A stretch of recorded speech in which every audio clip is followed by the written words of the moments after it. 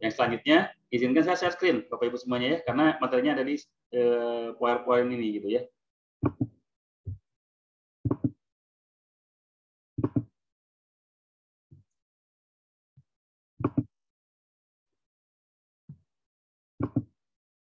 Iya, alhamdulillah. Nah, ini materi yang insya Allah kita akan sama-sama bahas, yaitu tentang komunikasi terapis. Tadi di awal saya sudah sampaikan bahwa kita seorang terapis. Coba yang terapis bekam, saya pengen tahu siapa aja. Yang terapis bekam, saya pengen tahu, coba. Stop share dulu ya. Boleh angkat tangan yang terapis bekam?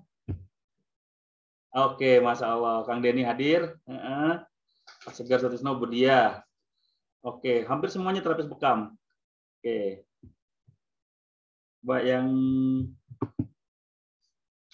yang belum menjadi terapis bekam, yang pada sampai saat ini belum menguasai bekam, silakan. Siapa saja?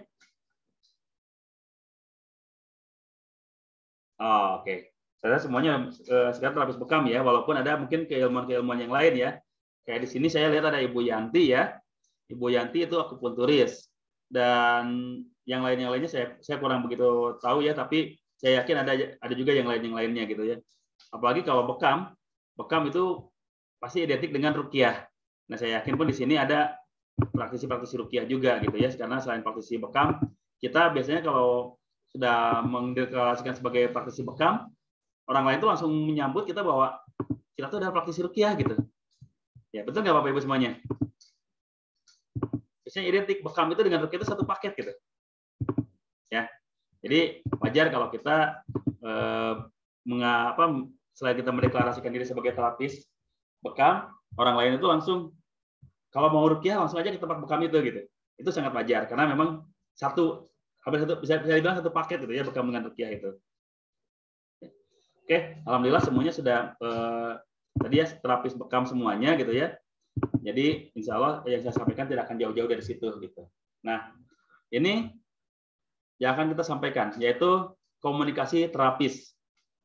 Terapis di sini terapis apa? Saya akan lebih mempersempit lagi, yaitu menyebutnya sebagai terapis tibu nabawi, yaitu bekam, ruqyah, herbal, terus yang lainnya juga. Nah, insya Allah saya akan persempit ke sana gitu. Walaupun ada terapis-terapis lain, tapi bukan berarti terapis yang lain pun tidak bisa mengikuti ini, tapi insya Allah bisa mengikuti juga.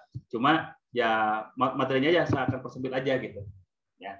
Tapi insya Allah ini masuk juga kok untuk terapis-terapis yang lain gitu ya. Nah, dan berikutnya mungkin saya akan perkenalkan terlebih dahulu ya siapa saya gitu ya, karena saya yakin masih banyak juga yang belum tahu gitu. Karena ya saya kan bukan orang terkenal gitu, saya bukan selebritis, bukan public figure, jadi saya yakin masih banyak juga yang belum kenal.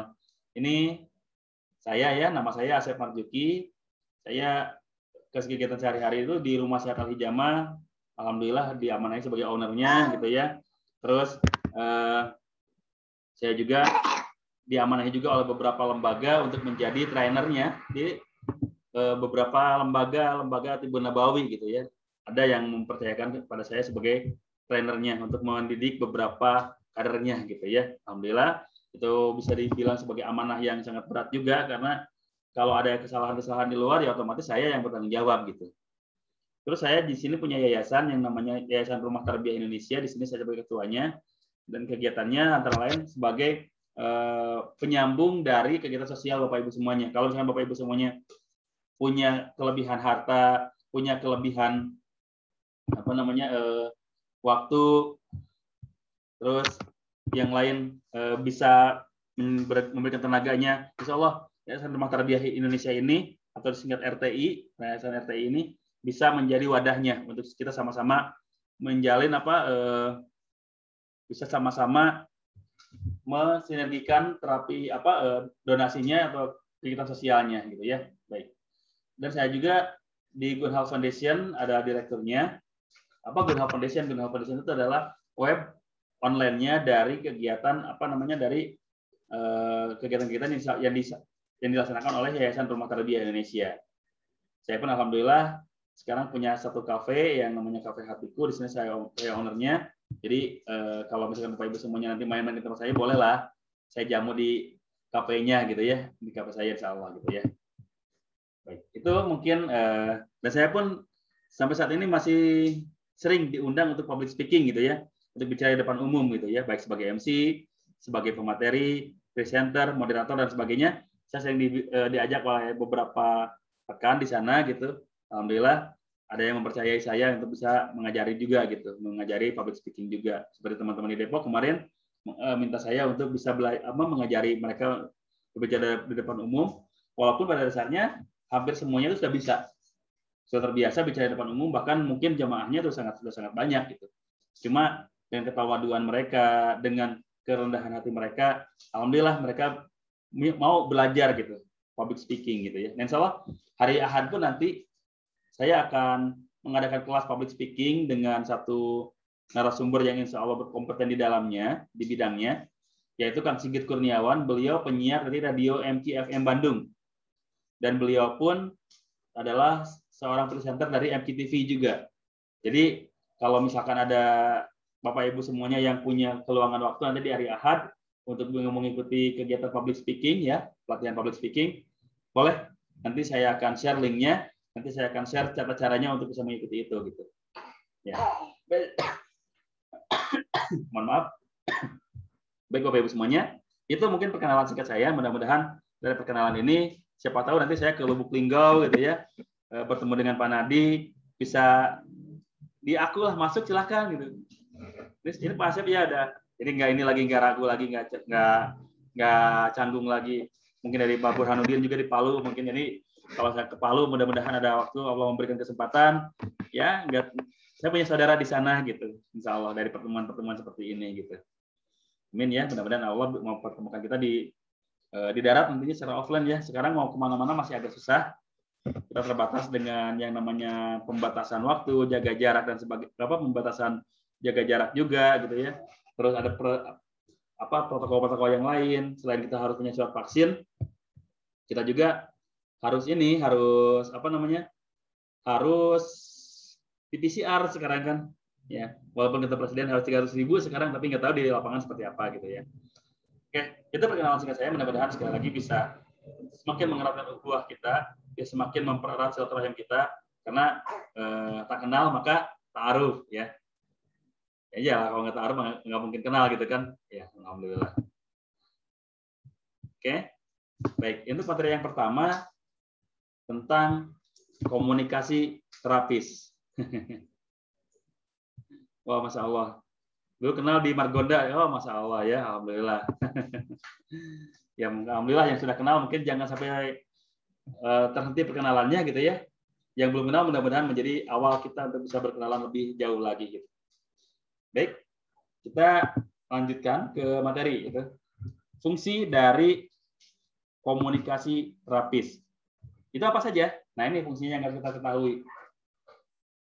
Yang pertama, sudah yang masuk ya. Yang pertama, fungsinya itu adalah untuk dakwah. Lah, kenapa dakwah? Kita kan terapis. Iya. Terapis kita terapis apa sih? Gitu. Kita kan terapis Tibbun Nabawi. Kita kan terapis bekam. Kita kan terapis ruqyah. Kita kan terapis-terapis yang lain. Bukan, saya bukan terapis bekam, bukan terapis ruqyah, saya terapis akupuntur. Oke. Emang dengan akupuntur kita tidak bisa dakwah? Bisa kok. Emang dengan metode yang lain kita tidak bisa dakwah? Ya insya Allah bisa gitu. Makanya apapun yang kita lakukan sebagai terapis apapun kita, maka tujuan utama kita adalah dakwah. Ya, tujuan utama kita adalah dakwah. Apapun terapi yang kita lakukan. Misalkan saya terapis refleksi, saya terapis pijat, saya terapis akupuntur, akupresur dan sebagainya. Saya nggak diklaim ya, saya tidak mengklaim sebagai aktivis dakwah sunnah gitu, pengobatan sunnah, karena tadi akupuntur itu dari TCM. Lah siapa bilang? Tetap semuanya bisa menjadi kader dakwah untuk pengobatan gitu ya. Oleh karena itu siapapun terapis apapun yang kita lakukan, terapi apapun yang kita lakukan, maka sangat tidak menutup kemungkinan kita untuk bisa menjalankan aktivitas dakwah kita. Ya. Itu ya. Jadi poin pertama yang harus kita perhatikan bahwa fungsi dari komunikasi terapis itu adalah menjalankan aktivitas dakwah kita. Kenapa? Karena dengan memberikan orang lain sehat, memberikan saran untuk orang lain supaya sehat, itu sudah merupakan dakwah. Karena Allah menyukai umat muslim yang sehat. Dan kita yang menjadi teman dalam orang lain untuk mencapai kesehatannya. Itu bukannya dakwah. Dakwah kok, insya Allah. Apalagi kalau kita dalam mengkomunikasikan dengan pasien kita itu, sambil diberikan pesan-pesan hikmah, pesan-pesan yang memang dibutuhkan secara spiritual kepada pasien-pasien kita, oleh pasien-pasien kita itu, gitu. Ya, makanya fungsi dari kita sebagai terapis bisa berkomunikasi itu adalah supaya dakwah kita tersampaikan. Apalagi yang dinamakan terapis Tibun Nabawi, itu sangat penting sekali gitu, bisa berkomunikasi dengan baik. Ya. Karena saya pernah mengalami hal seperti ini. Saya adalah seorang praktisi Tibun Nabawi, saya adalah praktisi dakwah. Tapi begitu ada pasien yang datang, pasien itu malah nggak mau datang lagi karena dia tersinggung dengan ucapannya. Pasien itu nggak mau datang lagi, tersinggung dengan ucapan si terapisnya ini. Ingin menyampaikan dakwah, apakah dengan cara menyinggung orang lain? Oke, kalau mungkin kita di atas mimbar yang orangnya heterogen, mungkin ada 1-2 orang yang tersinggung, mungkin masih dalam apa ya, suatu kewajaran gitu, suatu hal yang masih dimaklumi gitu. Tapi kita seorang terapis loh, kita seorang terapis, yang kita hadapi mungkin cuma 1-2 orang pasien yang di depan kita gitu. Karena kita kan nggak berhadapan dengan ribuan pasien secara sekaligus, pasti walaupun yang datangnya ribuan, ya tetap kita pertangani satu persatu gitu. Nah, menghadapi pasien-pasien seperti ini yang kita tangani satu persatu, maka yang diperlukan adalah cara dakwah yang benar, cara komunikasi yang benar. Kalau salah dalam dakwahnya, ya otomatis nanti tadi kayak yang tadi orangnya malah tersinggung gitu. Nah, makanya kita ketahui dulu nih, fungsi dari komunikasi terapis yang baik itu adalah dakwah. Kita bisa mendakwahkan, apalagi dakwah sunnah ini, dakwah pengobatan sunnah ini dengan baik dan benar, sehingga orang lain itu yakin bahwa oh iya, bekam itu sunnah, oh iya, ruqyah itu sunnah, oh iya, herbal itu bagian dari sunnah gitu. Jadi kalau nggak seperti itu, ya saya khawatir nanti orang-orang udah nggak melihat lagi. Sekarang aja kita udah banyak nih terapis bekam, sudah banyak yang levelnya mahir, banyak yang sampai bahkan levelnya profesor, yang levelnya doktor gitu ya, untuk menjadi obat terapis bekam. Tapi kalau mengkomunikasikan dengan pasiennya tidak baik, pasti tetap pasien akan tidak akan merasa nyaman. Ya. Pasien itu nggak peduli kok, ya. Pasien itu nggak peduli level kita apa gitu, jabatan kita apa di sebuah organisasi, keilmuan itu setinggi apa gitu. Tapi begitu mereka mendapatkan servis dari kita, mendapatkan terapi dari kita dan merasa nyaman, walaupun kita hanya lulusan SD gitu ya, yang pendidikan selanjutnya non formal kayak di pesantren gitu, mereka tetap kok akan menjadi pasien-pasien yang istiqomah, pasien-pasien yang konsisten datang ke kita gitu. Karena ya tadi pasien itu sebetulnya nggak peduli tingkat keilmuan kita seperti apa setinggi apa, nggak peduli jabatan kita setinggi apa juga gitu. Yang mereka peduli sebagai terapis itu ya servis kita kepada mereka, cara kita menterapi orang lain. Mungkin Bapak Ibu waktu kecil ya pernah melihat orang tua kita memanggil tukang pijit yang sudah tua, mungkin baca aja susah gitu ya, karena memang mungkin tidak lulus sekolah formal gitu. Pernah nggak mengalami itu Bapak Ibu? Pernah melihat nggak seperti itu? Saya yakin banyak yang pernah ya. Saya yakin sangat banyak yang pernah. Nah, tapi kenapa orang tua kita ngundang lagi gitu ya, ngundang lagi mereka gitu. Ya. Karena mereka percaya gitu, karena mereka merasa yakin bahwa kalau dipijit sama si bapak ini, pertama kesehatan saya bisa lebih terperbaiki. Yang kedua, enak kok ngobrolnya sama si bapak ini mah. Karena itu yang saya alami gitu. Saya pun kalau dibekam, ya walaupun saya terapis bekam kan nggak mungkin bisa ngebekam sendiri gitu ya. Kadang-kadang saya milih-milih juga mau dibekam sama siapa. Saya mau dibekamnya sama si ini. Si A sama si B ngebekamnya sama gitu. Tapi kenapa saya milih si A? Karena kalau dibekam sama si A, saya bisa ngobrol lebih leluasa gitu. Komunikasinya enak, nyambung gitu. Ya. Nah, itu. dakwah pun gitu. Dalam menyampaikan dakwahnya pun gitu. Kalau kita menyampaikan dakwahnya dengan baik, dengan menyenangkan, ya insya Allah dakwah ini akan tersampaikan dengan baik juga. Bapak Ibu semuanya, saya tanya, tahu nggak Cristiano Ronaldo? Pada tahu kan Cristiano Ronaldo ya? Oke. Siapa Cristiano Ronaldo? Coba jawab di chat. Siapa Cristiano Ronaldo? Siapa yang tahu nih? Sejauh mana pemahaman Bapak Ibu semuanya? Pemain Manchester United. Masya Allah, ini nih. Langsung penggemar CR7 langsung komen. Ya, pemain Manchester United, Cristiano Ronaldo. Bahkan kalau kita teliti lebih jauh lagi, prestasi ini seperti apa, gitu ya, kepribadian seperti apa, kita akan tahu. Kenapa kita tahu Cristiano Ronaldo? Karena kita ada minat untuk mengetahuinya. Karena kita ada ketertarikan untuk mengetahuinya, gitu.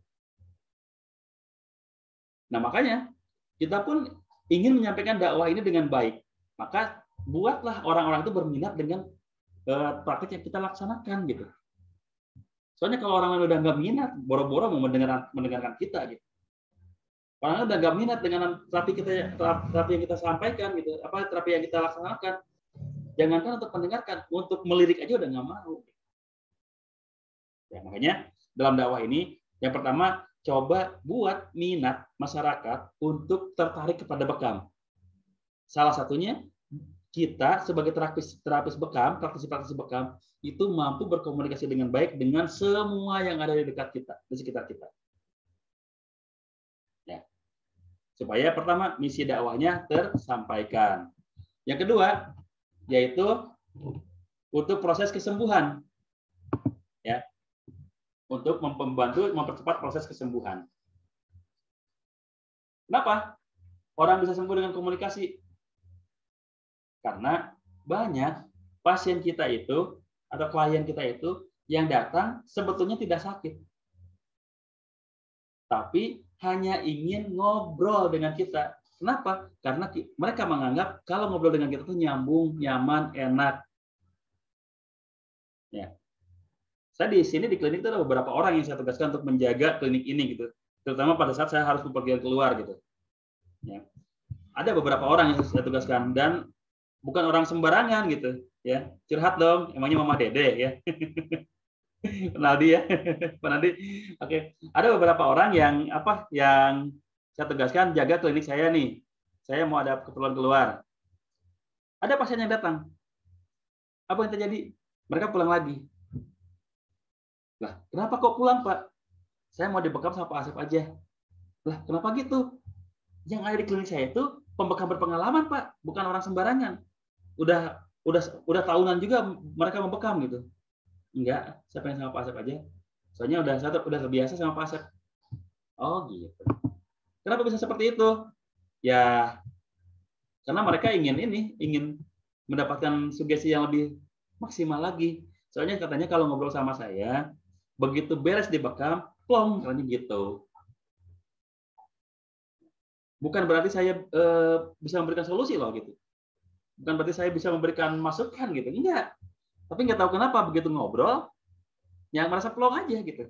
Ke rumah itu bukan cuma ringan badannya setelah dibekam, tapi ringan juga bebannya gitu setelah ngobrol gitu. Ya, alhamdulillah gitu ya. Kalau kata Pak Naldi, trust ya, ada kepercayaan. Ya memang itu yang dibutuhkan. Sebagai seorang terapis itu kita dibutuhkan trust-nya gitu. Integritas kita sebagai seorang terapis itu dibutuhkan. Cuma dari sini kita kalau komunikasi kita dengan baik bisa dilaksanakan, maka proses kesembuhan pasien itu akan lebih mudah didapatkan. Ya. Dan yang ketiga, yang berikutnya adalah meningkatkan intensitas kunjungan. Banyak kan sekarang klinik-klinik bekam buka, sekian bulan tutup lagi. Klinik bekam udah buka cabang di mana-mana, yang ini tutup, yang ini tutup, yang ini tutup. Kenapa? Karena sudah tidak ada lagi yang berkunjung. Padahal kalau kita lihat di pembukaan awal, kunjungan pasiennya luar biasa banyak. Klien-kliennya sungguh di luar perkiraan, sangat banyak sekali gitu. Tapi kenapa mereka nggak mau datang lagi? Mungkin ada yang salah dengan cara komunikasinya. Ini contoh aja ya. Contoh di tempat saya gitu. Saya pernah mendelegasikan menerima pasien kepada seorang santri yang lagi semangat-semangatnya belajar. Baru belajar dan lagi semangat-semangatnya belajar. Datang bapak-bapak, ya karena itu kan santri ya yang saya tugaskan. Datang bapak-bapak. Saya mau dibekam. Oh boleh Pak. Kenapa? Iya, saya kayaknya masuk angin. Oh, masuk angin, Pak ya. Iya, saya coba cek dulu, saya diagnosa dulu. Oh iya, Pak, tensi darah. Tapi tensi darah normal kok, Pak. Cuma ya memang kadar angin di dalam tubuh memang terlalu banyak, Pak. Iya sih, tadi saya malam begadang. Nah, kok begadang, Pak? Ada acara apa? Malam saya tahlilan. Karena santri saya ini ada pemahaman yang sedikit fanatik tentang larangan tahlilan gitu ya. Katanya bukan dari ajaran Islam. Didebatlah si orang itu. Didebatlah orang itu, wah sepanjang lebar keluar dalilnya. Apa yang terjadi? Orang itu berikutnya nggak mau datang lagi. Ketemu sama saya di jalan. Kang, kemarin saya kedatangan ke klinik Akang, cuma saya nggak mau lagi dibekam lah sama orang itu. Kenapa? Ya, saya ke sana tuh mau dibekam, bukan mau diceramahin, katanya gitu. Nah, makanya kalaupun mau menyampaikan sesuatu seperti itulah, itu memang sesuatu yang penting gitu ya, mungkin perlu kita sampaikan. Cuma kita lihat bagaimana cara kita menyampaikannya gitu. Jangan sampai tadi menyinggung orang lain. Orang lain itu memang mungkin kalau kita sampaikan dengan baik, orang itu menerima gitu. Cuma ya orang datang mau tujuannya beda, kita kasih tahu seperti itu, ya otomatis ada sedikit penolakan. Ya. Makanya kalau komunikasi kita baik, maka intensitas kunjungan pasien kepada kita pun akan lebih maksimal, akan lebih meningkat. Karena tadi ada trust kepada kita. Seolah-olah kita tuh bisa memberikan solusi yang luar biasa kepada mereka, padahal kita tuh ya terbatas juga, namanya juga manusia kan, punya keterbatasan juga gitu, nggak semuanya kita bisa berikan gitu, nggak semuanya kita bisa sampaikan solusinya, enggak juga gitu. Cuma tadi semakin kita bisa memberikan trust kepada orang lain, maka orang lain itu akan benar-benar yakin kepada kita. Ya, oke. Ini fungsinya ya. Insya Allah nanti saya akan buka forum tanya jawab gitu ya. Sengaja saya buka forumnya ini agak panjang. Jadi kalau ada forum tanya jawab, saya mungkin akan kasih kesempatan open mic gitu ya. Enggak terbatas gitu. Ya. Yang berikutnya, cara komunikasi terapis. Ya, cara komunikasi terapis ada dua yang saya sampaikan di sini, yaitu yang pertama adalah listening, mendengarkan. Ya, mendengarkan. Kita sebagai terapis perlu mendengarkan pasien kita. Ya, sangat perlu mendengarkan pasien kita. Karena tadi kadang-kadang ada orang tuh yang nggak mau diceramahi, nggak mau didakwahi. Mereka maunya ya didengarkan permasalahannya gitu. Ada yang seperti itu. Maka poin yang perlu kita miliki pertama adalah bagaimana kemampuan kita dalam mendengarkan pasien kita. Ya. Banyak kok orang sambil dibekam, sambil curhat ini itu gitu ya, masalah keluarganya, masalah pekerjaannya, masalah aktivitasnya, curhat secara kemari. Kita nggak memberikan jawaban apa-apa padahal. Tapi apa terjadi? Alhamdulillah setelah dibekam, selain plong, badannya fresh, pikirannya pun jadi fresh juga. Ya, pikirannya pun jadi fresh juga gitu. Nah, makanya yang pertama dalam komunikasi terapis itu kita harus bisa menjadi seorang pendengar yang baik. Kita harus bisa menjadi listener yang baik. Karena sebelum apa-apa, kita harus bisa mendengarkan dulu gitu. Kita kan nggak mungkin tiba-tiba, Bapak sakit apa? Saya sakit ini. Oh ya udah Pak, kalau Bapak sakit ini saya bekam. Begitu dibekam, makanya Bapak jangan ini. Bapak jangan makan makanan yang terlalu pedas, Bapak jangan makan makanan yang terlalu asam. Dah, saya nggak suka kok gitu. Saya nggak suka itu gitu. Tapi coba kalau kita dengar, oh Bapak sakit apa? Ya saya sakit mah. Oh emang gimana Pak cara pola hidup Bapak? Kan dia cerita tuh. Cerita, oh gitu. Mungkin hanya dengan gitu aja, pasien itu bisa langsung cerita kemana-mana gitu. Ya, jadi Yang pertama yang harus kita lakukan sebagai terapis dalam melakukan komunikasi adalah yang pertama itu listening, mendengarkan. Dengarkan dulu apa keluhan pasien, mungkin apa keluh kesah pasien yang ada yang sedang dialami gitu ya. Dengarkan dulu aja. Ya. Jangan sampai kita langsung menjudge, jangan sampai langsung kita memvonis tanpa kita mendengarkan terlebih dahulu. Ya. Dengarkan aja dulu. Ya. Terus yang kedua, setelah listening adalah counseling. Karena orang datang kepada kita itu ingin mendapatkan solusi, makanya kita di sini fungsinya sebagai konselor, konsultan. Ya. Kita harus bisa benar-benar memberikan masukan yang baik, masukan yang tepat gitu ya kepada masing-masing kita, sehingga begitu pulang dari tempat kita itu orang bisa pasien kita bisa mendapatkan kesehatan yang paripurna. Kesehatan itu ada 4 ya. Ingat, saya sering menjelaskan ini, sehat itu ada 4. Pertama sehat fisik. Ya. Yang kedua sehat psikis. Terus yang ketiga sehat spiritual. Yang keempat sehat secara sosial. Jadi 4 poin kesehatan tuh. Fisiknya sehat itu ya bagaimana? Yang fungsi apapun yang di dalam tubuh kita sesuai dengan seharusnya. Mata fungsinya untuk melihat, bisa melihat. Telinga fungsinya untuk mendengar, bisa mendengar. Mulut fungsinya untuk berbicara, bisa berbicara. Hidung yang fungsinya untuk mencium, bisa untuk mencium. Itu berarti sehat. Begitu pun organ dalam kita, lambung yang fungsinya untuk mencerna bisa. Terus ginjal yang fungsinya untuk menyaring kotoran, menyimpan cairan di dalam tubuh kita atau sebagai saringan cairan kita di dalam tubuh kita berfungsi baik, itu pun sehat. Nah, fisik sehat itu adalah seperti itu. Jadi seluruh fungsi tubuh kita berfungsi sebagaimana mestinya. Ya, itu sehat fisik. Sehat psikis, pikiran kita pun sehat. Kita tidak stres, kita tidak depresi, kita tidak tidak histeris, tidak dan sebagainya gitu. Kita tidak berkepribadian ganda gitu kan. Itu pun sehat secara psikologis.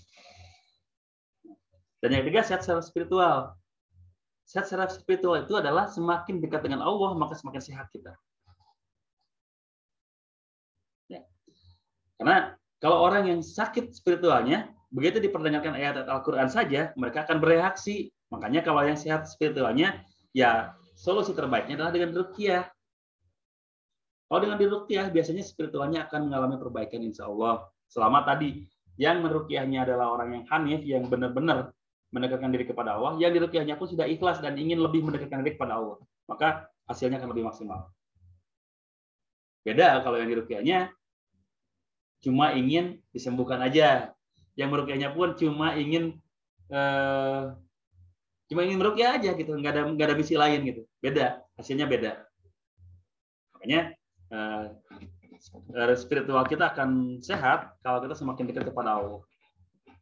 Ya. Semakin dekat kepada Allah, semakin sehat spiritual kita. Terus yang berikutnya sosial. Sosial kita pun harus sehat. Kita itu makhluk sosial yang hidup di tengah-tengah masyarakat. Kalau kita diterima baik oleh masyarakat, berarti cara kita bersosialisasi adalah sesuatu yang sehat. Tapi kalau kita justru ditolak oleh masyarakat keberadaan kita, maka sangat mungkin kalau kita itu tidak sehat dalam melakukan aksi sosial. Ya, jadi 4 ya. Sehat itu ada 4. Yang pertama sehat fisik, yang kedua sehat psikis, yang ketiga sehat spiritual, dan keempat sehat sosial. Itu yang perlu kita tekankan. Kalau kita ingin sehat walafiat, semuanya kita jalankan dengan baik. Karena kalau kita tidak menjalankan semuanya dengan baik, maka ya kita tidak bisa dibilang kalau kita sehat walafiat, enggak. Ya.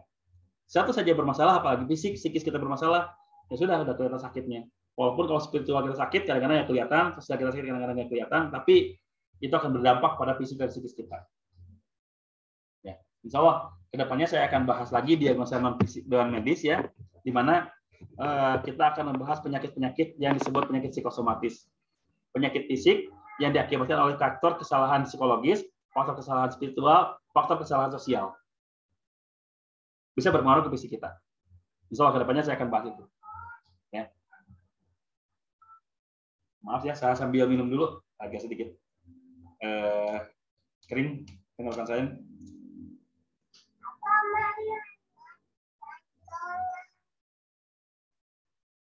Baik. Nah, yang pertama kita bahas adalah listening, mendengarkan. Cara kita mendengarkan. Cara kita mendengarkan itu adalah yang pertama respon kita harus baik. pada saat orang itu berbicara kepada kita, kita jangan cuek, kita jangan acuh gitu, tapi harus memberikan respon yang positif, yang baik. Bagaimana supaya kita bisa memberikan respon? Pertama, kita harus pede, jangan minder. Soalnya kalau kita minder, kita nggak mungkin bisa memberikan respon yang baik. Kadang-kadang orang ngobrol kita nunduk aja. Kadang-kadang orang ngobrol kita nggak kemana aja. Respon kita baik nggak kalau gitu? Enggak. Karena respon yang baik itu adalah saling bertatap muka. Begitu orang ngobrol kita berikan senyuman, mungkin dengan sedikit anggukan ya gitu ya. Oh iya Pak. Dan yang paling penting itu tatap mukanya gitu. Jangan, oh iya Pak. Oh iya Pak, kita ngerti kemana-mana. Bisa jadi kalau orangnya yang sensitif, itu nggak ngerasa direspon. Nah, cara supaya kita bisa menatap orang itu dengan baik, dengan pede, ini tips ya. Coba tatap mata kirinya satu aja. Silakan, coba deh. Di sini Pak Subroto dengan istri kayaknya nih, saya tatap-tatapan mata kiri aja, lihat nih. Lihat-lihatan mata kiri aja. Biasanya bisa lebih pede di tatap-tatapannya. Beda kalau tatap-tatapan dua-duanya gitu, langsung bertatap-tatapan, agak sedikit risih gitu. Tapi kalau kita cuma menatap satu mata aja, mata kiri aja kita tatap, wah langsung dipraktekkan di Pak Subroto nih, Masya Allah. Langsung dipraktekkan tatap-tatapan sama istrinya. Ya, tetap mata kiri biasanya lebih pede, kita bisa lebih pede gitu kalau bisa kita menatap satu mata di yang ada di depan kita. Beda kalau kita menatap orang lain langsung kedua matanya, agak risih. Tapi kalau kita menatap satu mata aja, insya Allah bisa lebih pede. Atau kalau nggak mata, silakan tetap bagian tengah antara matanya, jidatnya gitu, tetap aja itu. Soalnya kalau kita memandang jidatnya pun, orang itu menganggap kita sedang memandang ke dia gitu. Pandang aja jidatnya. Jadi kalau kita memandang jidatnya, kita nggak ngerasa dilihatin gitu kan. Nggak ngerasa dilihatin. Pandang aja di jidatnya. Atau hidungnya. Ya pokoknya bagian tubuh selain mata gitu. Kalau misalkan kita masih risih, masih kiku, kalau harus melihat satu matanya, boleh bagian yang lain. Tapi jangan mulutnya ya. Kalau mulutnya kadang-kadang kita suka jadi ke bawah gitu. Begitu dia bilang A, kita jadi A gitu. Begitu dia manyun, kita ikut manyun. Makanya yang poin boleh dilihat keningnya, ya, hidungnya, supaya kita tidak merasa sedang dilihat oleh orang itu. Tapi kita sedang menunjukkan bahwa kita tuh respon, ya, sedang merespon apa yang disampaikan. Ya, itu poin dalam mendengarkan yang pertama itu harus respon. Jangan sampai kita cuek, jangan sampai kita acuh gitu dengan apa yang mereka sampaikan. Yang berikutnya harus antusias harus antusias. Jadi kalau orang berbicara apapun gitu ya, yang sepemikiran dengan kita ataupun yang tidak sepemikiran dengan kita harus antusias. Ya. Antusias saja gitu. Oh gitu Pak ya. Oh gitu. Oh iya Pak. Iya sih kalau gitu Pak. Benar-benar. Iya setuju Pak. Iya setuju Pak. Kalau itu setuju, kalau tidak setuju, gitu Pak. Tapi saya nggak setuju loh Pak. Dia ya, kenapa nggak setuju? Iya, kalau menurut saya sih gini Pak, tapi ya ini menurut saya Pak ya gitu. Jangan sampai membuat dia salah, merasa dia dia salah gitu. Yang nggak sampai bukan gitu Pak, jangan gitu gitu. Paling cukup kita, tapi kalau menurut saya sih gitu Pak gitu. Ya, pertama nadanya kita perbaiki, yang kedua ya kita pun dalam denialnya gitu ya.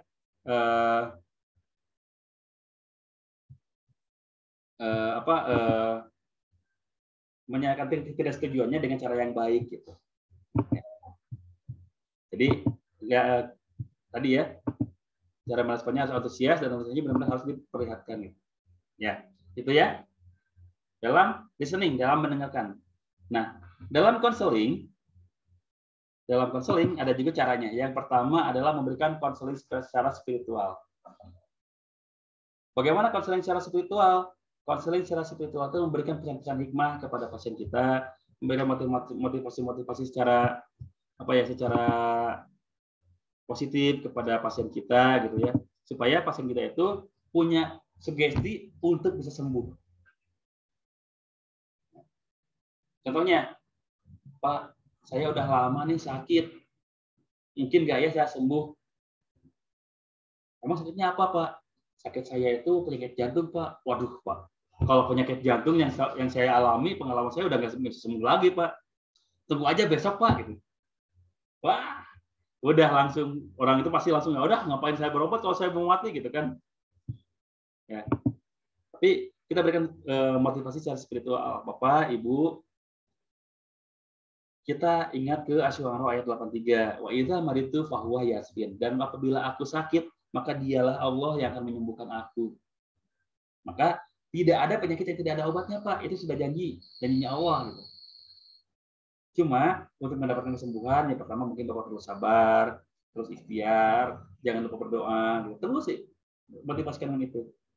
Dan boleh juga kita berikan testimoni-testimoni orang-orang yang sudah berhasil sembuh dari penyakit serupa. Supaya apa? Orang tersebut bisa memiliki motivasi yang lebih lagi untuk sembuh. Saya pernah menangani orang yang punya penyakit jantung. Sudah akut. Jantung koroner akut. Kalau divonis dokter, dia itu harus sudah operasi pasang ring. Harus sudah pasang ring.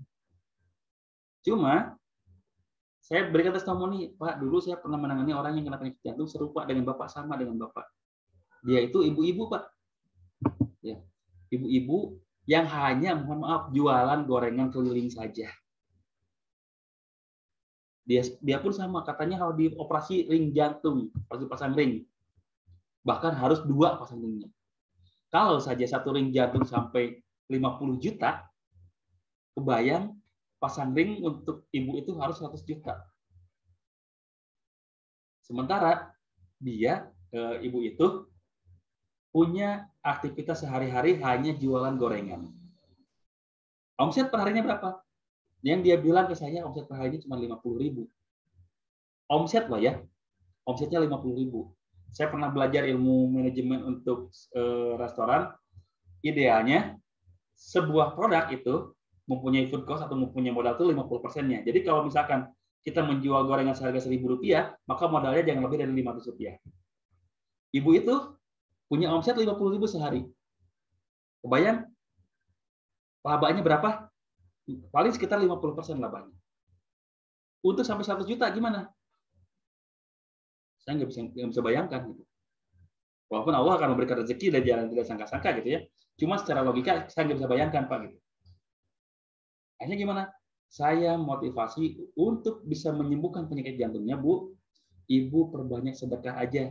Kenapa? Karena dengan sedekah, insya Allah diri kita itu akan merasa lebih tenang. Dengan tenang, detak jantung kita akan stabil. Insya Allah, penyumbat-penyumbat yang ada di pembuluh darah jantung, di kapiler-kapiler jantung, itu akan hilang dengan sendirinya. Saya harus sedekah sebanyak apa, Pak? Semampunya. Yang namanya sedekah itu tidak ada batasan. Mampu 1.000, 1.000. Mampu 1.000.000, 1.000.000. Ya. Nggak ada batasan untuk sedekah itu harus sekian, nggak ada. Zakat ada, kalau zakat ada ya 2,5%. Tapi kalau untuk sedekah itu nggak ada batasan. Ya. Makanya sok Bu, Ibu silakan sedekah semaksimalnya Ibu, semampunya Ibu, berapapun itu, insya Allah itu akan menjadi solusi penyembuh dari jantungnya Ibu. Gitu Pak, saya akan coba Pak, insya Allah ya. Beliau tetap dagang gorengan, tapi setiap pagi dia kadang-kadang melihat anak-anak yang mau berangkat sekolah, yang kira-kira yang belum sarapan, dikasih gorengan yang dia bawa. Kasih gorengan. Nggak banyak, paling cuma habis Rp5.000 gitu. Habisnya itu gitu ya. Kan ada anak-anak yang datang ke sekolah pagi-pagi piket dulu, mungkin lupa sarapan gitu ya. Belum sempat sarapan karena harus berangkat lebih pagi, kasihlah gorengan ya. Nah, sambil nyapu, sambil ngelap kaca nih, sambil makan gorengan gitu. Cuman kasih segitu, paling cuma kasih 5 piece gitu ya. Tapi rutin tiap hari, dan si ibu itu bener. Setiap ngasih gorengan, perasaannya tenang gitu. Kayak bahagia gitu. 3 bulan kemudian, dicek lagi ke rumah sakit. Alhamdulillah, tidak harus operasi jantung. Masya Allah ya, dengan sedekah penyakit jantung bisa sembuh. Nah, saya kasih motivasi itu testimoni itu ke Bapak yang punya penyakit jantung itu. Ada Pak, soal ibu yang sembuh dari penyakit jantung dengan cara sedekah. Oh gitu. Sebab Bapak mengikuti jalan yang sama, alhamdulillah sembuh juga. Karena konseling secara spiritual itu justru lebih masuk gitu. Justru lebih masuk konseling secara spiritual. Kenapa?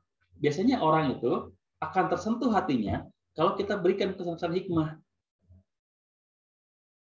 Motivasi secara visual, secara spiritual, kita motivasi supaya tingkatkan ibadahnya. Dengan meningkatkan ibadah, insya Allah bisa membantu proses penyembuhan penyakitnya. Insya Allah itu akan masuk. Ya, insya Allah itu akan masuk kepada orang yang sedang kita hadapi itu. Ya.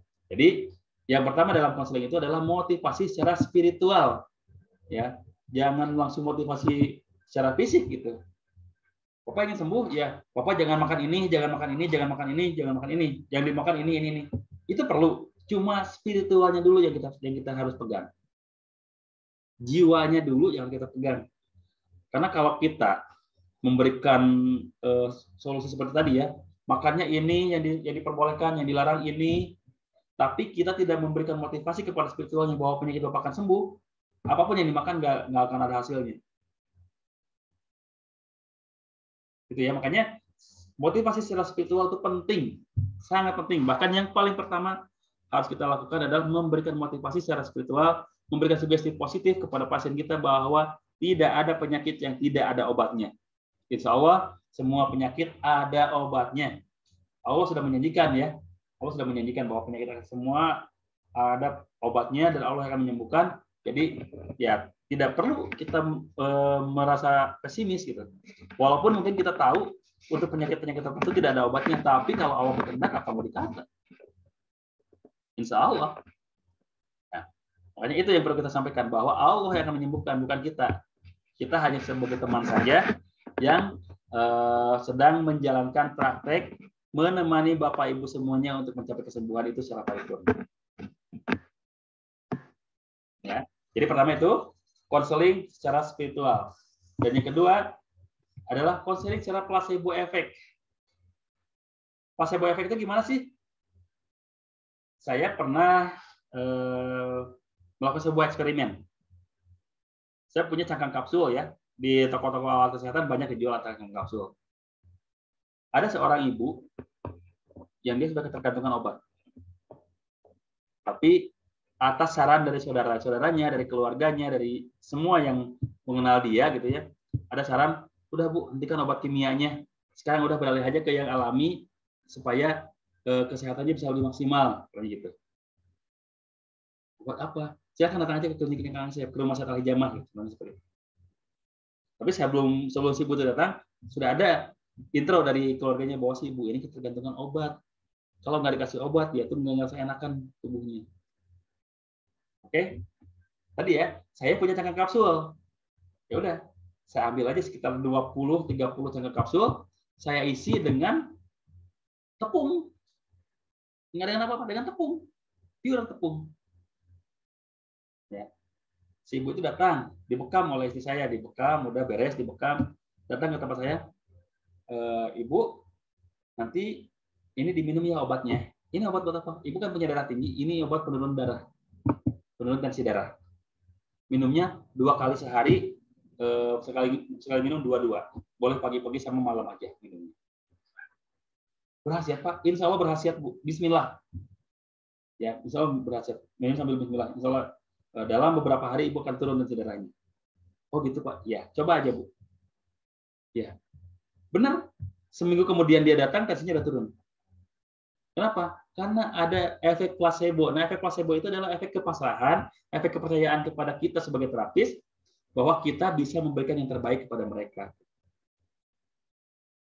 Jadi placebo itu bukan bohong ya, bukan sebuah kebohongan, tapi kosong. Sebetulnya nggak harus nggak harus di apa? Sebetulnya orang itu sudah tahu gitu. Cuman mereka harus lebih percaya lagi kepada kita. Gitu. Jadi tadi orang itu udah tahu bahwa ini obat gitu ya. Tapi kalau kita memberikan sugesti bahwa dengan obat itu akan bisa memberikan kesembuhan, membantu memberikan kesembuhan, maka orang itu akan merasa, oh iya, saya harus minum obat ini. Siapa yang beritahunya? Orang itu, orang yang punya ilmunya, orang yang punya pengalamannya, orang yang punya skillnya. Ya. Jadi itu placebo itu seperti itu ya. Jadi efek placebo itu efek kepasrahan, efek kepercayaan dari seseorang kepada sesuatu ataupun seseorang, sehingga motivasi sembuhnya bisa lebih maksimal lagi. Jadi sebagai terapis kita pun harus memiliki efek placebo. Nah, untuk bisa memiliki efek placebo, maka ada 3 hal yang harus kita punyai. Yang pertama, kita harus punya skill. Itu perlu ya. Kita harus punya skill. Orang tidak akan mempercayai kalau dibekam di tempat kita itu akan berhasil kalau kitanya nggak punya skill bekam. Nah, makanya kalau ada orang yang datang minta dibekam oleh kita, istilah-istilah bekam kita berikan yang sebagus mungkin. Bapak sakit apa? Saya darah tinggi, Pak. Oke, kalau Bapak darah tinggi, saya dari sisi sunnah itu dibekam di titik al-aqdain dan titik al-katifain tambah dengan titik al-kahil. Mana aja itu, Pak? Oh iya, titik al-kahil itu sini, titik al-katifain itu ini, titik al-aqdain ini itu sebelah sini, Pak. Oh gitu. Emang ada hasilnya. Titik al-aqdain itu untuk menurunkan tensi darah, Pak. Ya. Titik al-katifain itu untuk menurunkan tensi darah. Titik al-aqdain itu untuk meredakan rasa berat di kepalanya, Pak. Karena di situ ada suplai oksigen supaya darah ke otak supaya lebih lancar lagi, sehingga kalau dibekam di situ, insya Allah suplai oksigen dan darah bersihnya nyampe ke otak, otak akan lebih sehat, nggak pusing lagi. Percaya nggak orang kalau kita menjelaskan seperti itu? Insya Allah percaya. Ya, insya Allah percaya. Makanya berikanlah penjelasan-penjelasan tentang bekam semaksimal mungkin tentang terapi kita ya, tentang apa yang kita kuasai kepada orang lain, sehingga orang itu percaya kalau dibekam di tempat kita, kalau terapi di tempat kita, insya Allah akan mendapatkan kesehatan yang lebih maksimal. Karena orang yang membekam kita adalah orang yang punya skill yang yang di atas rata-rata. Beda kalau misalnya kalau kita datang ke tempat bekam atau kita ngundang orang untuk berbekam, untuk dibekam, Pak saya sakit di sebelah sini, ya udah bekam situ aja. Kenapa? Ya udah kalau sakit di sebelah sini ya bekam sini aja, Pak. Orang iya sih percaya, cuman itu yakin dia kalau kita punya skill. Saya secara sih enggak. Ya kalau kayak gitu ya udah orang lain juga bisa, udah kalau nanti si bapak ini nggak ada ya udah saya ngundang orang lain aja. Saya bisa dibekam di sini. Oke. Kalau orang yang punya skill bekam yang mumpuni, begitu datang orangnya, Pak saya sakitnya mah, saya dulu biasa dibekam di sini. Oh iya Pak, kalau dibekam di sini boleh. Cuma kalau titik ini nggak cocok dengan mah Pak. Ini kalau ini cocoknya dengan fungsi liver, fungsi pankreas misalkan. Oh gitu Pak. Pantesan saya dibekam kalau di sini nggak sembuh-sembuh. Iya karena ceknya nggak pas gitu Pak. Nah baru kalau setelah kita bisa menjelaskan seperti itu, orang itu kan yakin, oh iya nanti dibekamnya sini aja lagi. Orangnya punya skill kok. Ya. Jadi untuk bisa memberikan efek placebo kepada pasien, kepada klien kita, pertama kita harus punya skill.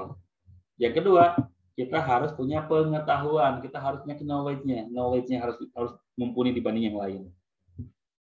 Cara menunjukkan bahwa kita punya knowledge, ya, cara menunjukkan bahwa kita itu punya pengetahuan, coba gunakan istilah-istilah yang mungkin mereka nggak ngerti, tapi bisa membuat kesan yang wah. Contoh, Contohnya apa ya? Contohnya untuk orang yang punya penyakit gula. Kadang-kadang di masyarakat kita masih ada anggapan gula basah, gula kering. Padahal apa? Padahal yang perlu kita tanamkan kepada pasien kita itu bukan masalah gula basah, gula keringnya, tapi seberapa tinggi kadar gula di dalam darahnya. Saya gula kering kok, tapi gulanya 500, ya kita jangan berani membekam lah, gitu. Itu bahaya. Saya gula basah, saya gula kering, itu hanya istilah-istilah saja. Yang perlu kita perhatikan itu seberapa banyak, seberapa tinggi kadar gula di dalam tubuhnya, gitu. Atau mungkin yang lain, tensi darah, gitu kan. Saya tensinya 130, tapi kok pusing ya? Bapak punya punya kecenderungan biasa berapa? Ya biasanya saya 110. Oke Pak, kalau bisa segitu mungkin Bapak dikasih 130 itu udah nggak sesuai. Udah nggak cocok tubuhnya. Ya. Dan kita kasih penjelasan tentang sistol, tentang diastol, tentang kapiler pembuluh darah gitu. Kalau bisa disampaikan itu dengan baik, maka insya Allah pasien kita yang ada depan kita tuh merasa, iya ya, benar juga yang disampaikan oleh Bapak itu. Walaupun agak sedikit bahasa-bahasa yang ngerti, ya mungkin itu bahasa yang diambil dari keilmuannya, gitu, dari sekolahannya. Gitu. Gak apa-apa sekali-kali kita gunakan bahasa-bahasa yang nggak dimengerti oleh pasien, cuma penyampaian kita secara sederhana aja. Ya. Contohnya, kalau misalkan ada orang yang darah tinggi, kita bilang, oh Bapak sistolnya 140 ya. Diastolnya idealnya itu di 90 atau 100 Pak. Oh, sistol apa Pak? Diastol apa ya? Kita jelaskan. Sistol itu tekanan darah Pak. Jadi kalau kita lagi tensi darah, itu yang pertama itu sistolnya. Diastol itu detak jantungnya. Jadi kalau misalkan gitu begitu mengukur tensi darah, dan yang terakhirnya itu diastolnya. Atau di kita disebutnya pernya Pak gitu. Jadi kalau sistolnya 140, maka pernya yang diastolnya itu sekitar 190. Bisa menjelaskan itu kepada pasien yang maaf dan tanda kutip awam, insya Allah pasien itu yakin dengan kemampuan kita gitu. Maka kalau kita memberikan referensi herbal pun, referensi obat pun, pasien akan merasa bahwa iya saya ada di tangan yang tepat. Ini yang dinamakan placebo efek, itu adalah nantinya efek kepasrahan pasien kepada kita, sehingga pasien itu pertama akan memiliki motivasi yang tinggi untuk sembuh, yang kedua datang lagi kepada klinik kita. Karena untuk terapi itu kan, apalagi terapi bekam, itu tidak harus nunggu sakit, karena memang fungsinya untuk recovery, untuk penjagaan tubuh. Gitu.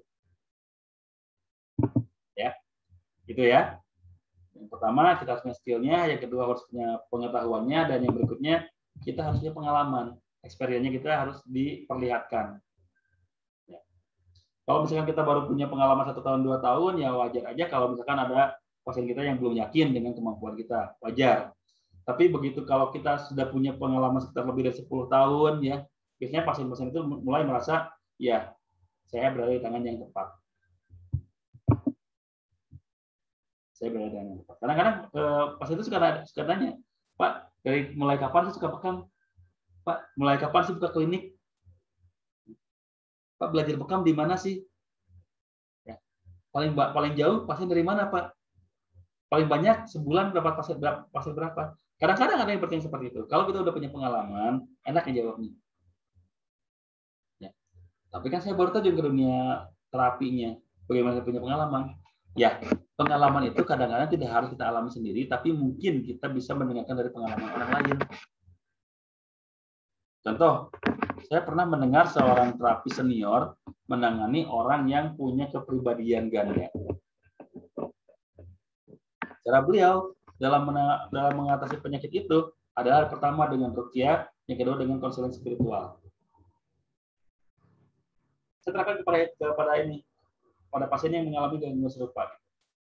Pak, ini pasien saya punya kakak saya kepribadiannya suka aneh, kadang-kadang dia ngomong sendiri, kadang-kadang kalau misalkan lagi banyak orang dia pendiam banget, tapi kalau misalkan dia lagi ngobrol sama kita dia ceria banget gitu. Ada apa ya Pak? Oke.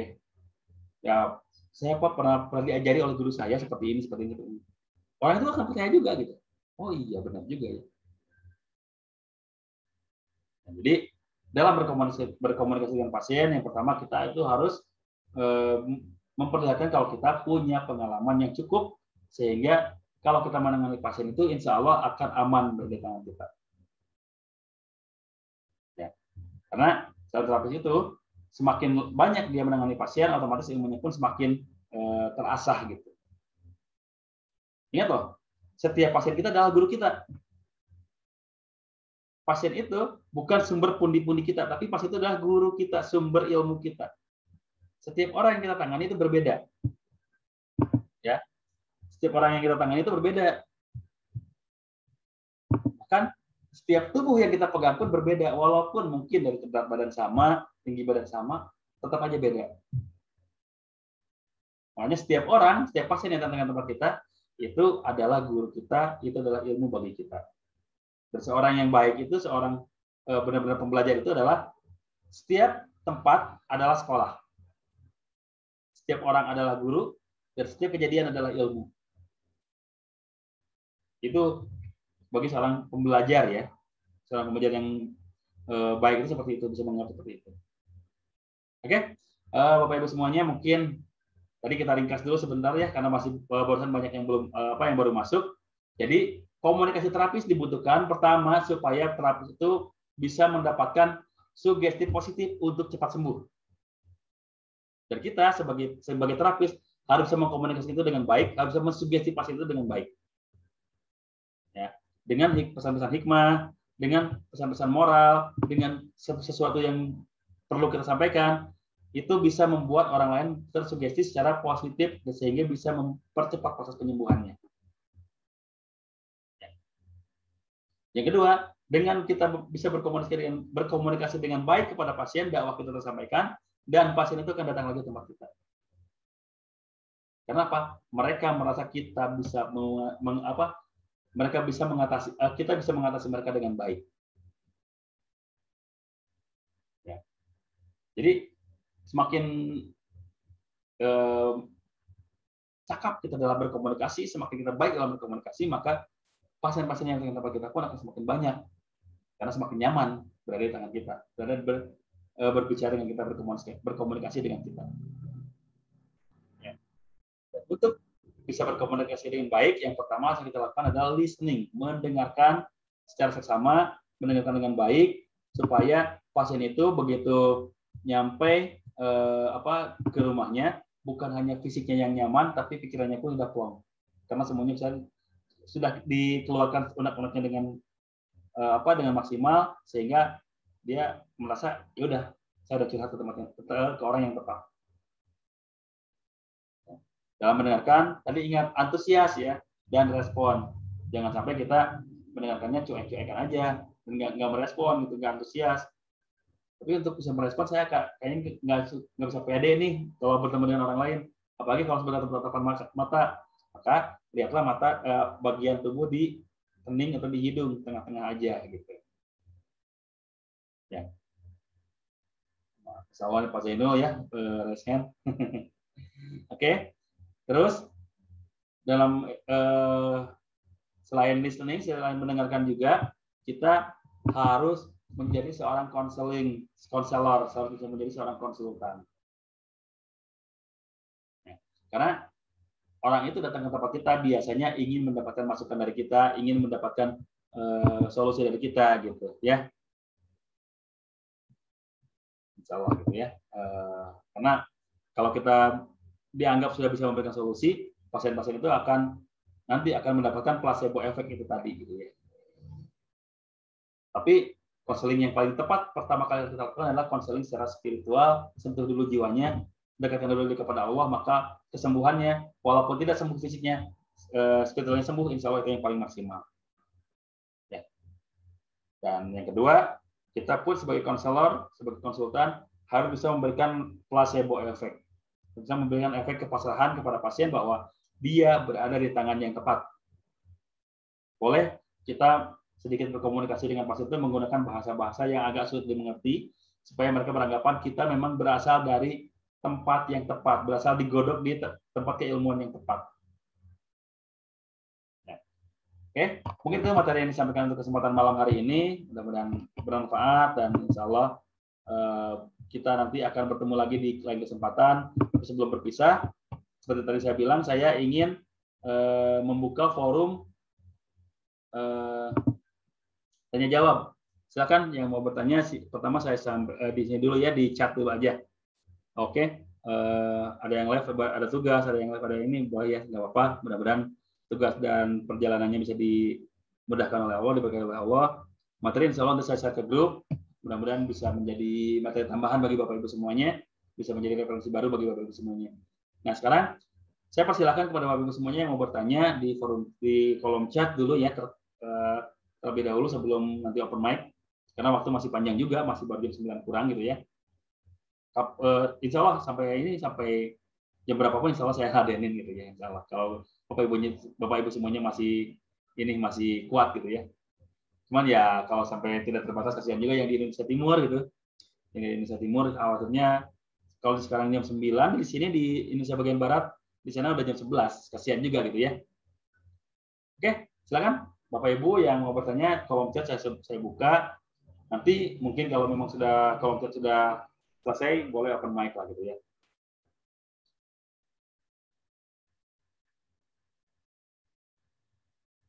Ya, baik, materi sudah saya siapkan. Nanti mungkin PowerPoint yang saya kirim atau mungkin PDF-nya saya kirim ya. Di sini ada 52 partisipan, alhamdulillah ya. Mudah-mudahan semuanya diberikan rahmat oleh Allah, diberikan oleh Allah, yang sudah berkorban waktunya, kesempatannya untuk sama-sama belajar di sini.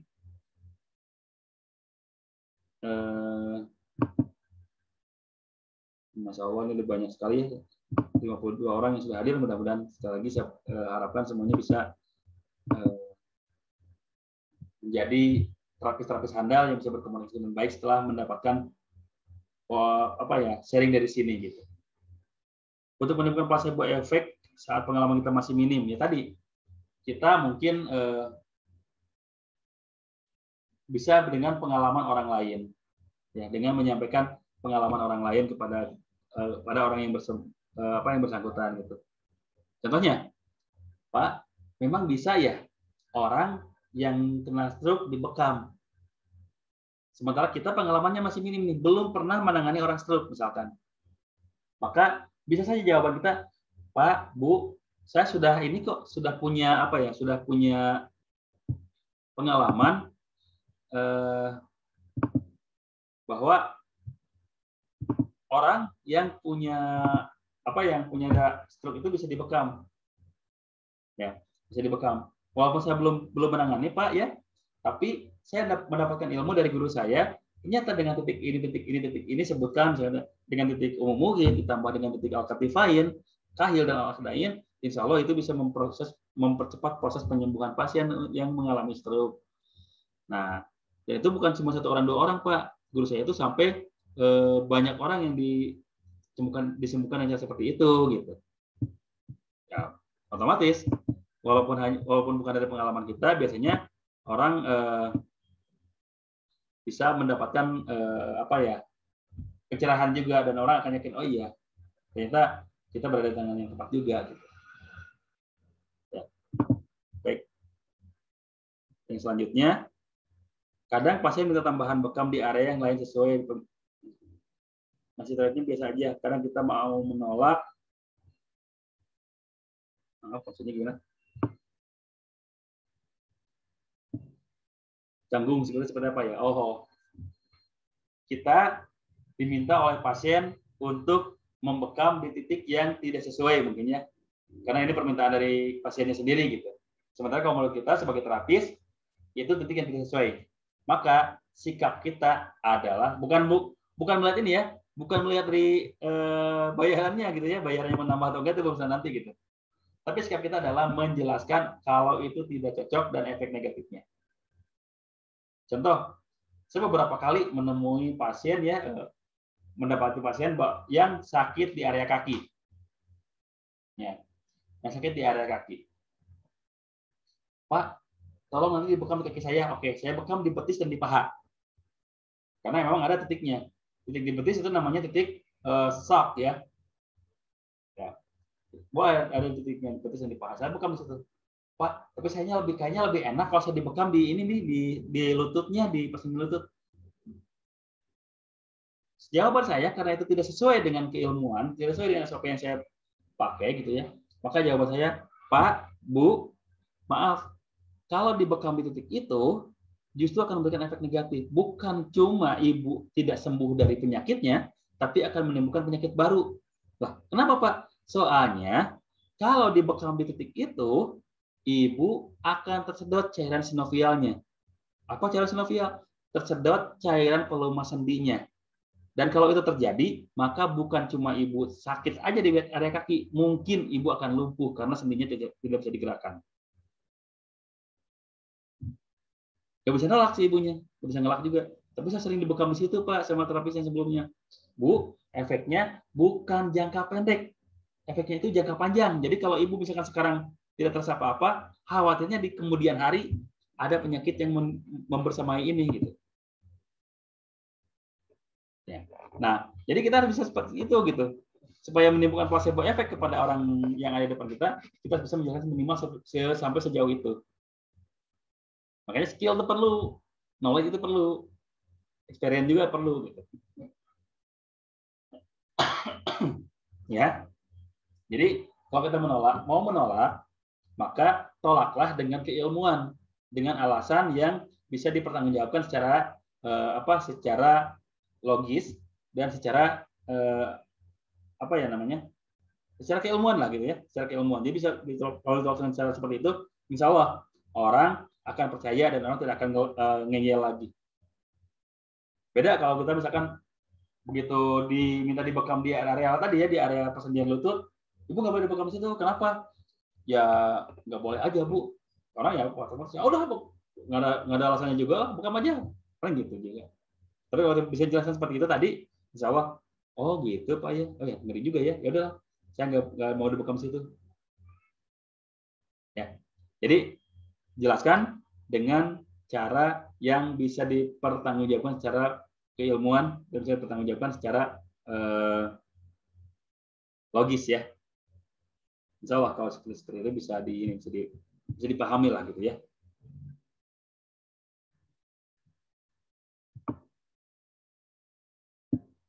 Maaf, ini kalau saya baca chat seperti ini.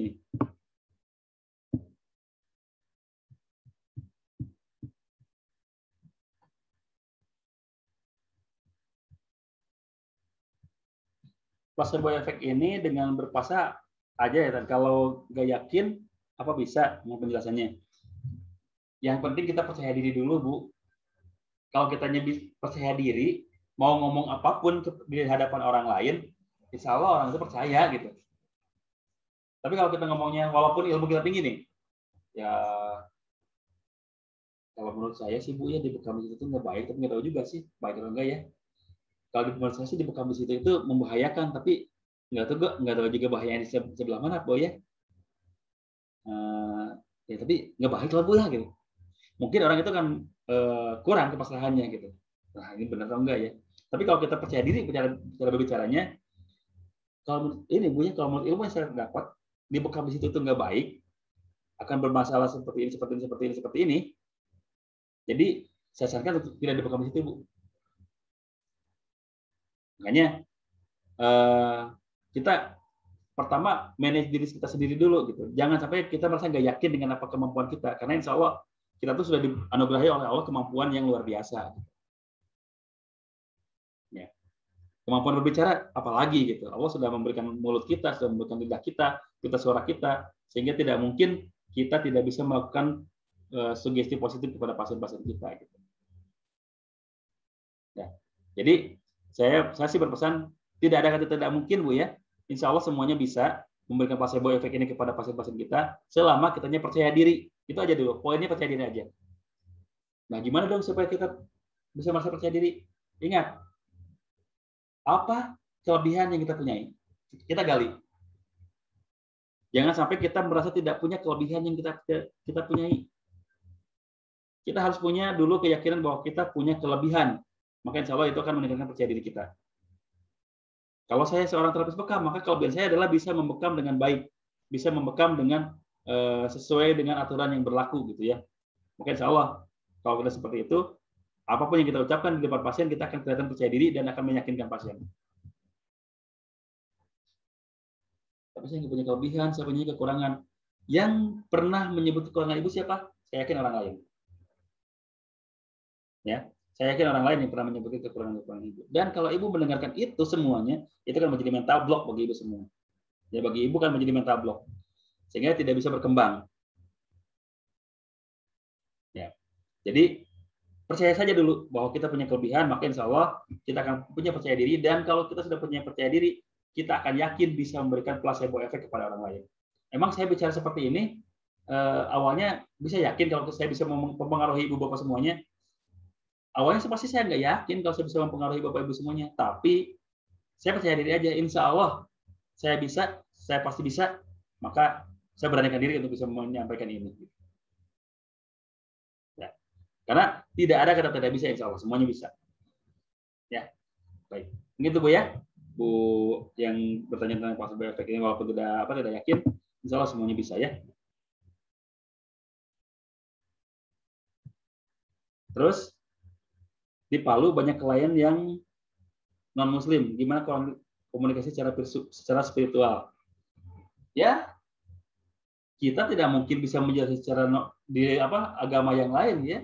Yang pasti kita menjelaskan secara agama yang kita anut. Saya rasa kalau kita bicara tentang misalkan seperti ini, tidak ada penyakit yang tidak ada obatnya karena Allah sudah menurunkan penyakit beserta obatnya. Saya yakin agama manapun akan menerima bahwa semua penyakit itu pasti ada obatnya. Minimal seperti itu aja Pak. Sampaikan aja dulu bahwa pasti ada obatnya. Kita semua pasti akan sembuh. Perkara kapan sembuhnya? Ya Allah yang menentukan. Kalau kita agamanya Muslim, kalau misalkan agamanya non Muslim, ya Tuhan yang menentukan gitu. Ya. Serah aja. Pokoknya motivasi itu, sugesti itu harus kita sampaikan terlebih dahulu gitu dibandingkan dengan motivasi yang lain gitu. Jadi kalaupun pasien kita non Muslim ya kita sampaikan aja bahwa di agama saya Allah yang menyembuhkan. Boleh di agama Bapak Ibu semuanya Tuhan yang menyembuhkan, itu pun jadikan sebuah keyakinan aja gitu. Ya memang kalau di Sulawesi ya di Palu memang agak berimbang ya Muslim dengan non Muslimnya gitu ya. Terus kalau bekam pada malam hari apa mudah masuk angin? Masih buka pori-porinya ya. Padahal di zaitun. Bekam di malam hari itu bukan masalah masuk angin. Ya.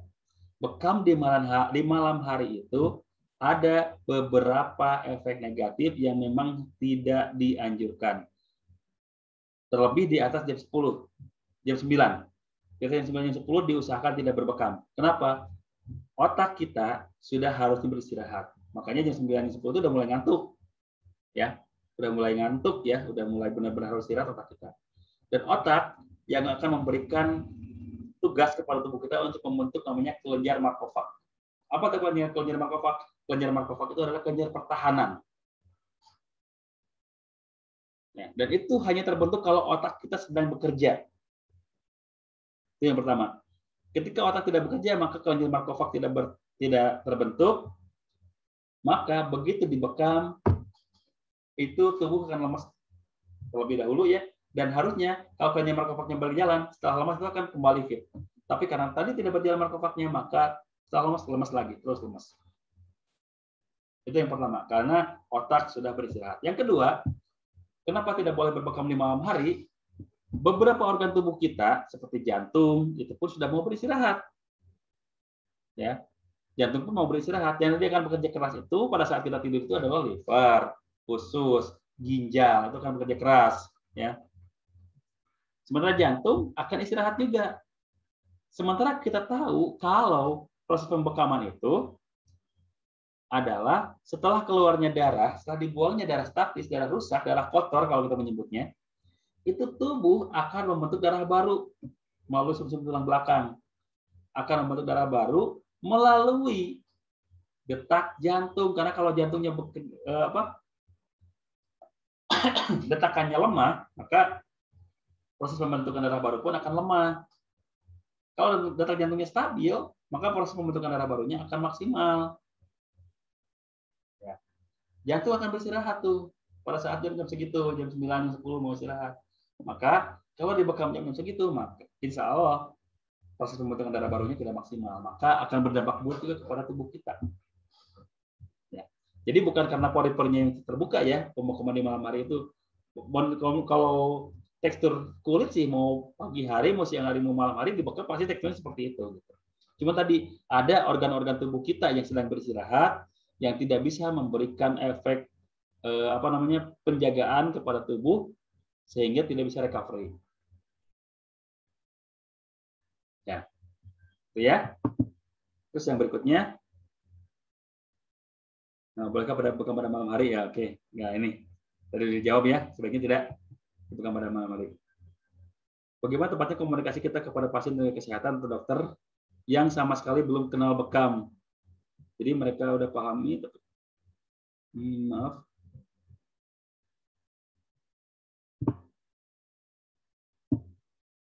Sudah ya.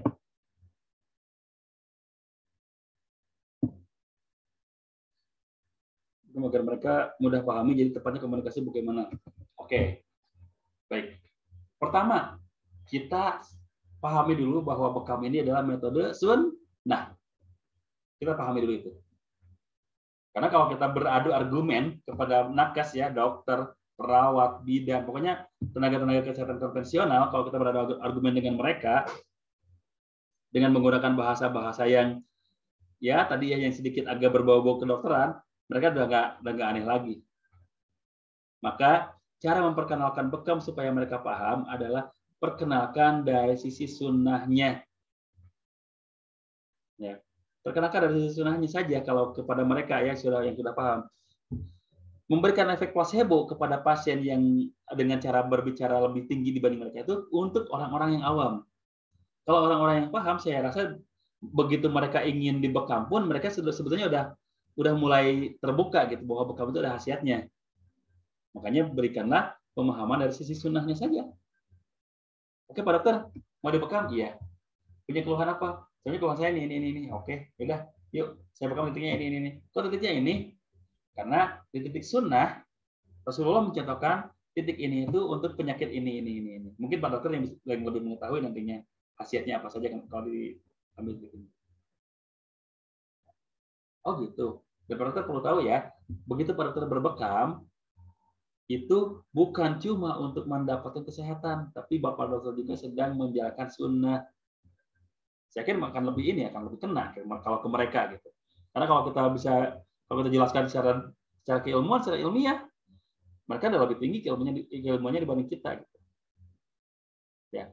Tapi karena kita adalah juru dakwah, ya, juru dakwah sunnah melalui pengobatan, maka sampaikanlah dakwah ini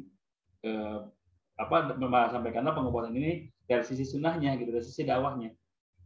Insya Allah bisa lebih tersampaikan gitu. Itu ya, untuk pertanyaan yang barusan, Pak Naldi. Saya pernah dapat pasien dibekam keluar darahnya sedikit seperti 7%. Itu kenapa? Keluarnya darah itu bukan indikator berhasil atau tidaknya berbekam. Ya. Keluar sedikit keluar darah bukan berarti gagal. Banyak keluar darah bukan berarti berhasil. Karena keberhasilan berbekam itu adalah efeknya. Setelah dibekam walaupun keluarnya cuma titik-titik aja, tapi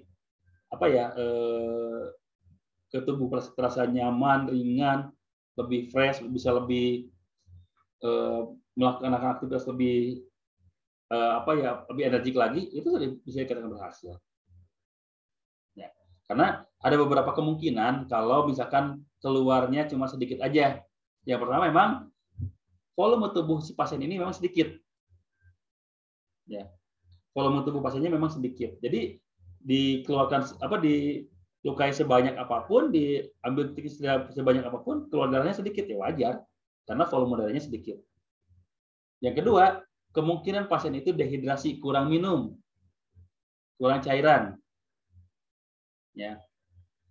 Karena darah kan cairan. Kalau kita perbanyak cairan dalam tubuh kita, maka otomatis sirkulasinya akan semakin maksimal. Tapi kalau kita dehidrasi, kitanya kurang cairan, maka otomatis sirkulasinya pun tidak maksimal. Termasuk dalam mengeluarkan darah statisnya, itu pun tidak akan maksimal kalau dia mengalami dehidrasi.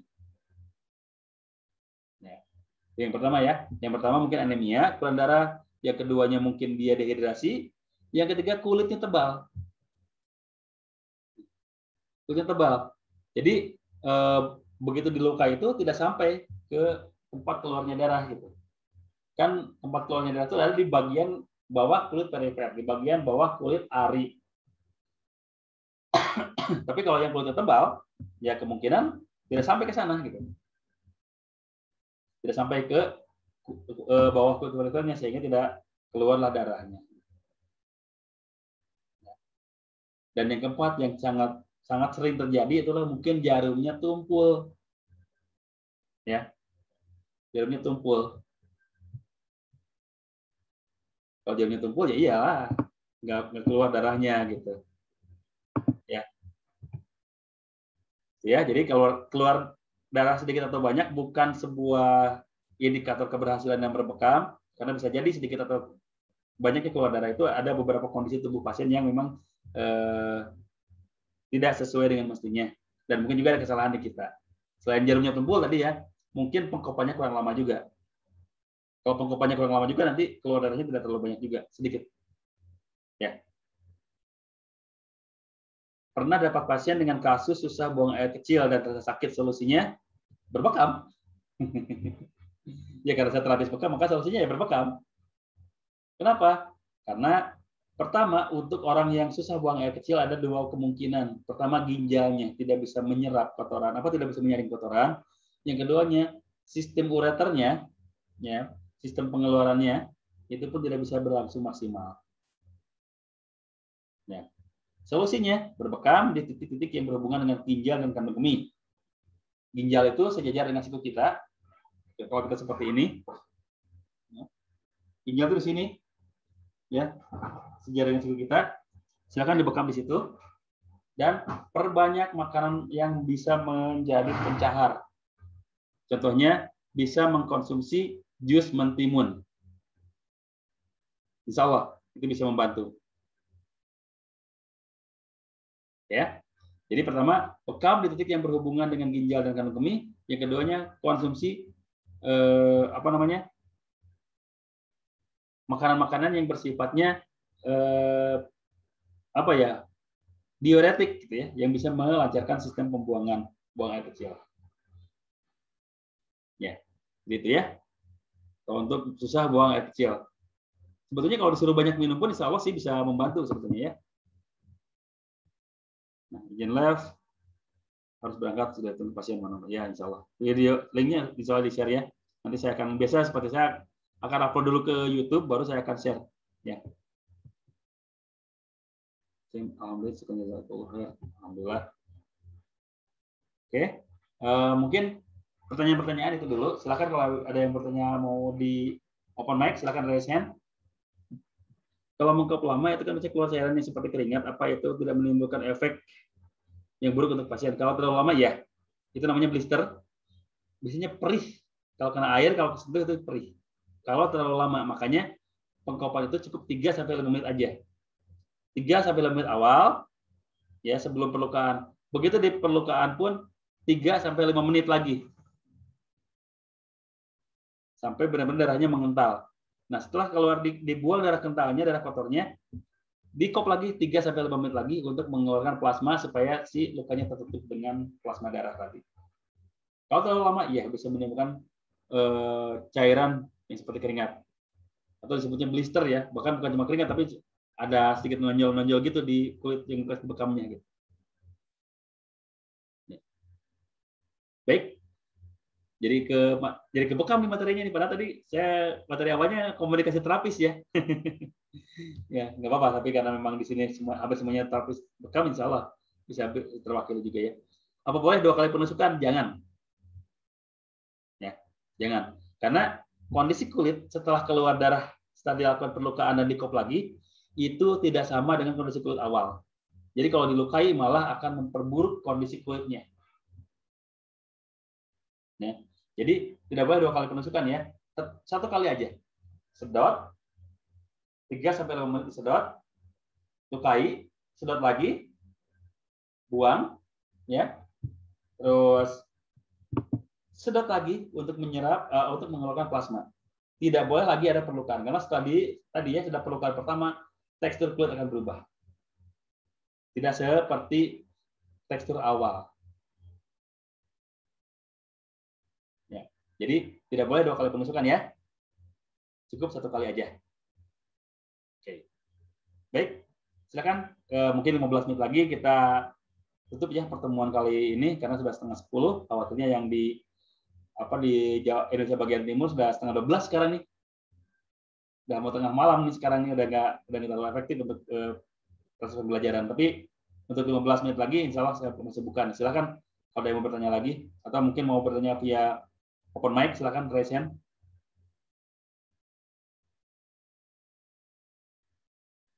Ya. Oke.